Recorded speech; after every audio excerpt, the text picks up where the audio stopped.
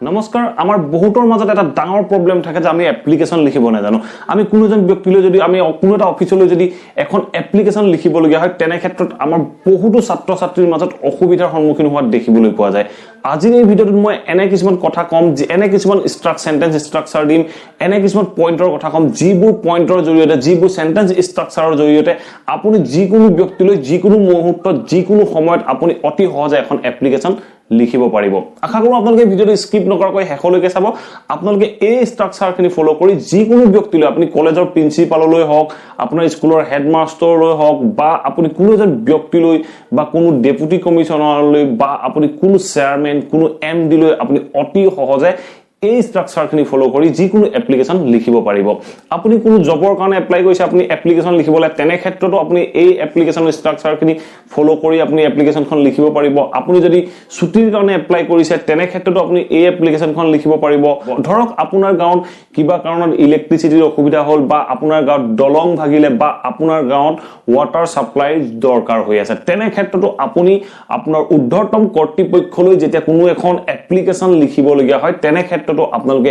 এই এপ্লিকেশনখনি ব্যৱহাৰ কৰিব পাৰিব মই যেতিয়া কোনো এপ্লিকেশন লিখিব লগা কোনো অফিস বা কোনো ব্যক্তিলৈ যেতিয়া কোনো এপ্লিকেশন লিখো তেনে ক্ষেত্ৰত এই স্ট্ৰাকচাৰটো মই ৰেগুলাৰ ফলো কৰো মই যিমান এপ্লিকেশন লিখো প্ৰত্যেকখন এপ্লিকেশনে মই এই স্ট্ৰাকচাৰ কেটা ফলো কৰি লিখিবলৈ যত্ন কৰো আশা কৰো আপোনালোকে এই স্ট্ৰাকচাৰ কেটা ভাল পাব আৰু এই স্ট্ৰাকচাৰ কেটা আপোনালোকে দৰকাৰ হলে স্ক্ৰিনশ্বট ৰাখি আপোনালোকে মনত ৰাখি ল'ব আপোনালোকে যেতিয়া এপ্লিকেশনৰ দৰকাৰ হয় তেতিয়াই আপোনালোকে এই স্ট্ৰাকচাৰখিনি ফলো কৰি অতি সহজে এপ্লিকেশন লিখিব পাৰিব সো আহক এতিয়া ভিডিঅটো আৰম্ভ কৰো প্ৰথম কথা আমি যেতিয়া কোনো এখন এপ্লিকেশন লিখিবলৈ যাওঁ তেনে ক্ষেত্ৰত প্ৰথমতে আমি লিখিব লাগিব টু তাৰ পিছত আমি যিজন ব্যক্তিলৈ এপ্লিকেশনখন লিখিম তেখেতৰ এড্ৰেছৰ বিষয়ে উল্লেখ কৰিব লাগিব আপোনালোকে স্ক্ৰিনত দুটা স্ট্ৰাকচাৰ দেখিছে টু লিখাৰ পিছত দুটা স্ট্ৰাকচাৰ দেখিছে আপোনালোকে এই দুটা স্ট্ৰাকচাৰৰ যিকোনো এটা স্ট্ৰাকচাৰ ফলো কৰিব পাৰে আপুনি যিকোনো এটা ফৰ্মেটত এপ্লিকেশনখন লিখিব পাৰে প্ৰথমটোত আছে আমি ফৰ এক্সাম্পল হিচাপে আমি প্ৰিন্সিপাল হিচাপে লৈছো সো আমি লিখিম যে to the principal of XYZ college Guwahati আমি এনে ধৰণে লিখিলো তাৰ পিছত আমি ডেটটো লিখিলো ডেটটো সদায় মনত ৰাখিব মই যেনে ধৰণে লিখিছো ইয়াত তেনে ধৰণে আপোনালোকে লিখিবলৈ যত্ন কৰিব আমি লিখিছো যে আগষ্ট 4 2021 আজি আগষ্ট 4 2021 হোৱাৰ বাবে মই আজিৰ ডেটটোকে উল্লেখ কৰিলো আৰু সেকেন্ড ফৰ্মেটটো চাওক সেকেন্ড ফৰ্মেটটো আমি কেনে ধৰণে লিখিছো আমি কৈছো যে টু দ্য প্ৰিন্সিপাল তাৰ পিছত কোনো কমা দিয়া নাই আমি ডাইৰেক্ট লাইনটো চেঞ্জ কৰিছো লাইনটো চেঞ্জ কৰি লিখিছো যে XYZ college XYZ college Guwahati আপুনি গুৱাহাটীৰ নাম্বাৰ 5 নাম্বাৰ 7 জি হয় তাৰ বিষয়ে উল্লেখ কৰিব পাৰে তাৰ পিছত আপুনি ডেটটো উল্লেখ কৰিব সদায় মনত ৰাখিব এপ্লিকেশনত যেতিয়া আপুনি এড্ৰেছিং কৰিব এড্ৰেছিং কৰাৰ পিছত আপুনি ডেটটো সদায় উল্লেখ কৰিব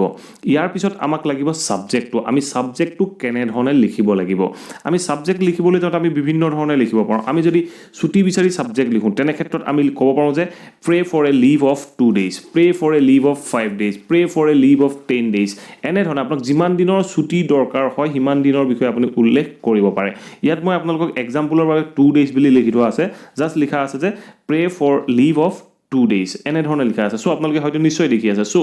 যদি আপুনি অন্য ধৰণে লিখিব বিচাৰে বহুতক এনে ধৰণে লিখা দেখিবলৈ পোৱা যায় লিভ এপ্লিকেশন ফৰ 2 days বা লিভ এপ্লিকেশন ফৰ 5 days এনে ধৰণৰ লিখা দেখিবলৈ পোৱা যায় সো আপোনালোকে যি ধৰণে আপোনালোকে মনৰ পছন্দ হয় বা যি ধৰণে আপোনালোকে লিখিবলৈ ভাল পায় সেই ধৰণে আপোনালোকে লিখিব পাৰে নেক্সট আমি যেতিয়া কোনো এটা জবৰ কাৰণে কোনো এপ্লিকেশন দিওঁ যিটো জবৰ কাৰণে আমি এপ্লিকেশন দিম সেই জবটোৰ কাৰণে যেতিয়া আমি এপ্লিকেশনখন লিখিম তেনে ক্ষেত্ৰত আপোনালোকে যিটো সাবজেক্টৰ থাৰ্ড লাইন দেখিছে সেই থাৰ্ড লাইনটো আপোনালোকে ফলো কৰিব পাৰে সো আপোনালোকে ক'ব পাৰে যে application for the post of of দিয়াৰ পিছত আপোনালোকে দেখিছে খালি ঠাই আছে সেই খালি ঠাইত আপুনি যিটো জবৰ বাবে এপ্লাই কৰিছে সেই জবটোৰ নাম উল্লেখ কৰিব আপোনালোকে লিখিব যে application for the post of XYZ job এনে ধৰণে আপোনালোকে মেনশন কৰি সাবজেক্টটো লিখিব পাৰে আমাৰ এতিয়া কথা হ'ল কি আমি এড্ৰেছিং কৰিলো আমি সাবজেক্টটো উল্লেখ কৰিলো সদায় মনত ৰাখিব সাবজেক্টটো সদায় ছুটি বাক্য হ'ব লাগে আৰু স্পষ্ট হ'ব লাগে সাবজেক্টটো সদায় ছুটিকে লিখিব আৰু স্পষ্ট কৰি লিখিব আপুনি কি কাৰণে এপ্লিকেশনখন লিখিছে সেইটোৱে হ'ল সাবজেক্ট সো নেক্সট আহিব আমাৰ এপ্লিকেশনখনৰ বডিটো আমি এপ্লিকেশ্যনখনৰ বডিটো কেনেধৰণে লিখিব লাগিব এপ্লিকেশ্যনখনৰ বডিটো লিখিবলৈ যাওঁতে আপোনালোকে বিভিন্ন ষ্ট্ৰাকচাৰ ফ'ল' কৰিব পাৰে আপোনালোকে হয়তো নিশ্চয় জানে with respect I beg to state you that এনেধৰণো বহুতে লিখে তাৰ সলনি মই আপোনালোকক দুটা ষ্ট্ৰাকচাৰ দিছোঁ এই দুটা ষ্ট্ৰাকচাৰ আপোনালোকে স্ক্ৰীনত চাই লওক এই ষ্ট্ৰাকচাৰ দুটা ফ'ল' কৰি আপোনালোকে অতি সহজে যিকোনো ব্যক্তিলৈ যেতিয়াই মন যায় আপুনি তেতিয়াই এপ্লিকেশ্যন লিখিব পাৰে চ' আপুনি যিকোনো এক্সামৰ বাবেও এই এপ্লিকেশ্যন কেইখন ফ'ল' কৰিব পাৰে চ' আপোনালোকে দুটা ষ্ট্ৰাকচাৰ দেখিছে ফাৰ্ষ্ট আৰু ছেকেণ্ড ছাৰ বুলি লিখা আছে ছাৰ বুলি লিখি প্ৰথম ষ্ট্ৰাকচাৰটোত আছে with humble and honour I beg to state you that with humble and honour I beg to state you that I beg to state you that মানে উইথ হাম্বল এণ্ড অনাৰ সন্মান সহকাৰে বিনম্ৰ আৰু সন্মানেৰে I beg to state you that মই আপোনাক জনাব বিচাৰোঁ তাৰপিছত আপুনি যি জনাব বিচাৰে তাৰ বিষয়ে আপুনি ডেটৰ পিছত উল্লেখ কৰিব তাৰপিছত তাৰ পিছৰ ষ্ট্ৰাকচাৰটো চাওক পিছৰ ষ্ট্ৰাকচাৰটোত কি কৈছে sir with humble and honour I would like to inform you that with humble and honour I would like to inform you that মই আপোনাক জনাব বিচাৰোঁ সন্মান সহকাৰে মই আপোনাক জনাব বিচাৰোঁ এনেধৰণৰ বাক্যৰ কাৰণে আপোনালোকে এই দুটা চেণ্টেন্স ষ্ট্ৰাকচাৰ ফ'ল' কৰিব পাৰে এই দুটা চেণ্টেন্স ষ্ট্ৰাকচাৰ ফ'ল' কৰাৰ পিছত আপোনাক 2 দিনৰ ছুটি লাগে আপোনাক 10 দিনৰ ছুটি লাগে আপুনি তাৰ বিষয়ে মেনশ্যন কৰিব আপুনি ক'লে যে মই 2 দিন ধৰি জ্বৰত ভুগি আছিলোঁ তেনে ক্ষেত্ৰত আমি বাক্যটো ক'ব লাগিব I had been suffering in fever for last 2 days I had been suffering in fever for last 5 days 10 days আপোনালোকে যেনেধৰণে মন যায় তেনেধৰণে ইনক্লুড কৰিব তাৰপিছত আপুনি ক'ব যে মই ক্লাছত উপস্থিত থাকিব পৰা নাছিলোঁ সেইবাবে মই ক্লাছত উপস্থিত থাকিব পৰা নাছিলোঁ that's why I wasn't present in my class That's why I wasn't present in my class from 5th July to 10 July. From 5 July to 10 July. আপোনালোকে ডেটো মেনশ্যন কৰিব পাৰে 5 জুলাইৰ পৰা 10 জুলাইলৈকে মই উপস্থিত থাকিব পৰা নাছিলোঁ and doctor told me to take rest মানে ডক্টৰে মোক ৰেষ্ট ল'বৰ বাবে কৈছিল এনেধৰণে আপোনালোকে যিখিনি কথা হয় সেইখিনি উল্লেখ কৰাৰ পিছত আপোনালোকে যিখন এপ্লিকেশ্যন লিখিছে সেই এপ্লিকেশ্যনখনৰ ইণ্ডিঙৰ ফালে আপোনালোকে যাব লাগিব গোটেই কথাখিনি ইনক্লুড কৰিব এক্সপ্লেইন কৰাৰ পিছত আপুনি এপ্লিকেশ্যনখনৰ শেষৰ ফাললৈ যাব যেতিয়া এপ্লিকেশ্যনখনৰ ইণ্ডিং কৰোঁতে আপোনালোকে পেজটোৰ সোঁ মাজৰ পৰা লিখিব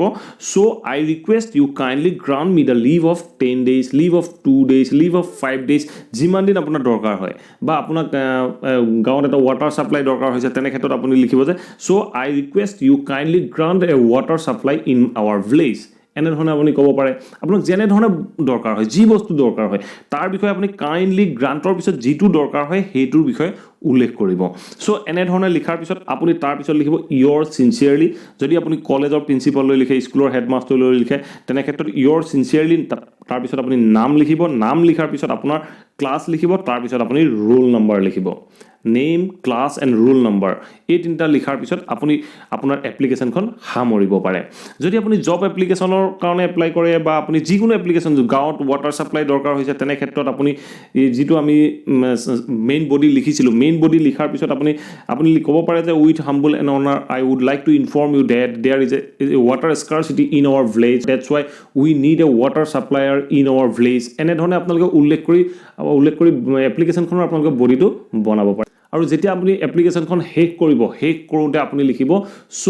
I kindly request you to grant a water supply in our village. তাৰপিছত আপুনি লিখিব your sincerely আপোনাৰ সাইন কৰিব যিমান কেজন ব্যক্তিৰ সাইন লাগে সিমানখিনি ব্যক্তিৰ সাইন কৰি আপোনালোকে অফিচত এপ্লিকেশ্যনখন জমা দিব পাৰে আশা কৰোঁ আপোনালোকে এই ভিডিঅ'টোৰ পৰা নিশ্চয় জানিব পাৰিলে এপ্লিকেশ্যন আমি কেনেধৰণে লিখিব পাৰোঁ যদি ভিডিঅ'টো ভাল পালে প্লিজ ভিডিঅ'টো লাইক কৰিব শ্বেয়াৰ কৰিব আৰু কমেণ্ট কৰি মোক জনাব আপোনালোকে ভিডিঅ'টো চাই কেনেকুৱা পালে আৰু আপোনালোকে এটা কাম কৰিব এই এপ্লিকেশ্যনৰ যিটো ভিডিঅ' এই ভিডিঅ'টো সকলোৰে মাজত শ্বেয়াৰ কৰি দিয়ক যাতে অসমৰ প্ৰত্যেকজন ব্যক্তিয়ে অতি সহজে এপ্লিকেশ্যন